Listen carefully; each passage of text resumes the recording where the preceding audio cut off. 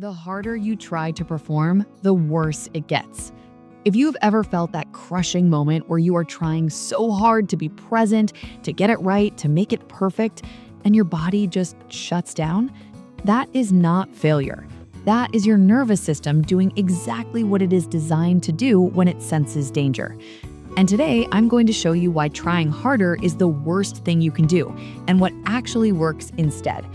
This is backed by real neuroscience, real psychology, and it has helped hundreds of men break free from the anxiety loop that is destroying their confidence. Stay with me. This changes everything. Here's the cruel irony. The moment you start trying to perform, your brain interprets that effort as stress. And stress triggers your sympathetic nervous system, the fight or flight response. Blood flow redirects away from non-essential functions, your muscles tense up, your heart rate spikes, and suddenly the thing you were trying so hard to make happen becomes physically impossible. This is called the performance anxiety paradox. Researchers at the Kinsey Institute have documented this extensively. When men focus intently on performance outcomes, their cortisol levels spike, and elevated cortisol directly interferes with physical arousal. It's not a willpower issue, it's pure biochemistry. You are literally fighting against your own nervous system. And here's what makes it worse. Every time this happens, your brain logs it as evidence that you can't perform, evidence that something is wrong with you. So the next time you try even harder, the pressure increases and the cycle deepens. This is the loop that traps most men, and it's completely preventable once you understand how it works. Let me explain what your nervous system is actually doing. Your body has two modes, sympathetic and parasympathetic. Sympathetic mode is survival, fight, flight, freeze.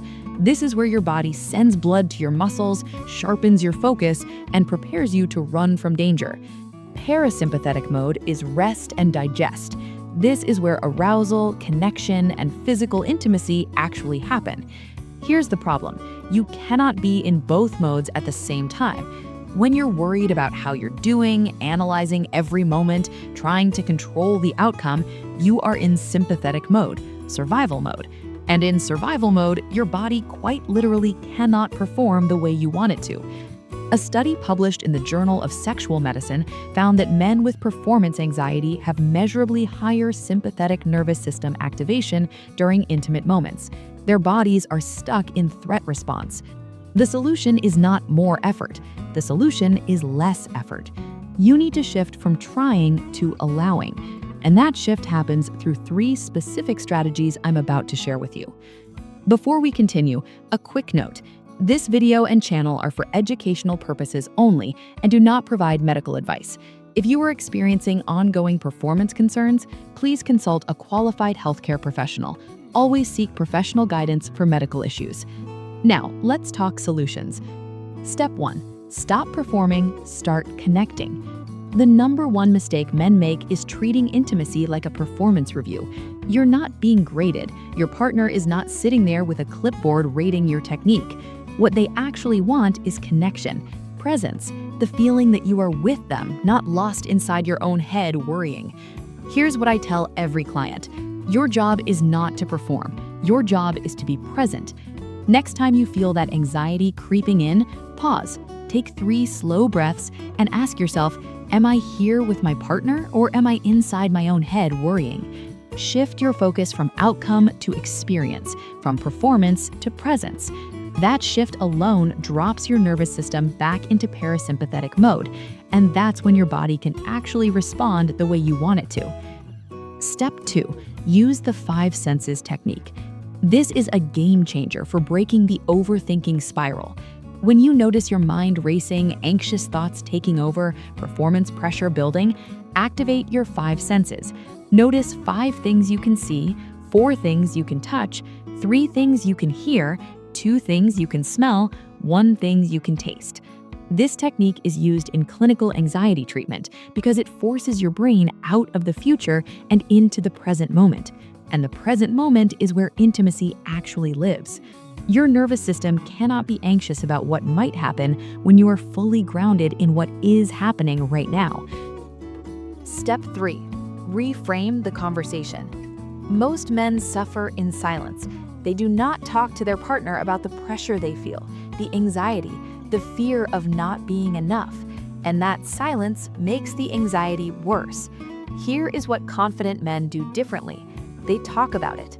Not in the moment, not when things are not going well, but in a calm, connected conversation later. Say something like, "I've been feeling some pressure around intimacy lately, and I want to talk about it because I care about us." Research from the Gottman Institute shows that couples who openly discuss sexual concerns report 63% higher satisfaction rates. Why? Because the moment you name the anxiety, it loses its power. You are no longer alone with it. You are a team working through it together. And when you are a team, the pressure to perform disappears because you're not performing, you're connecting. Here's the truth that took me years to learn working with clients. The men who have the best intimate lives are not the ones who try the hardest. They're the ones who stopped trying to control the outcome and started enjoying the experience. They stopped performing and started feeling. They stopped worrying about whether they were good enough and started trusting that showing up authentically was enough. Performance anxiety is not a sign that something is wrong with you. It is a sign that you care deeply about your partner, that you want to make them happy. And that is beautiful. But caring doesn't mean controlling, and effort doesn't mean tension. The shift you need is simple. Let go of the outcome. Be present with the person in front of you. Trust your body to respond when your mind gets out of the way. That's the paradox. The less you try, the better it gets. If this video resonated with you, do me a favor. Share it with someone who needs to hear it. Send it to a friend. Post it in a group. Let's normalize these conversations. And drop a comment below telling me, have you experienced this paradox? What helped you break the cycle? I read every single comment. You deserve to feel confident, connected, and free from the pressure that is stealing your joy.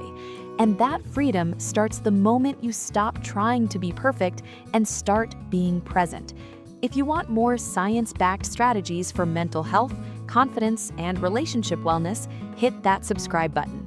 New videos every week.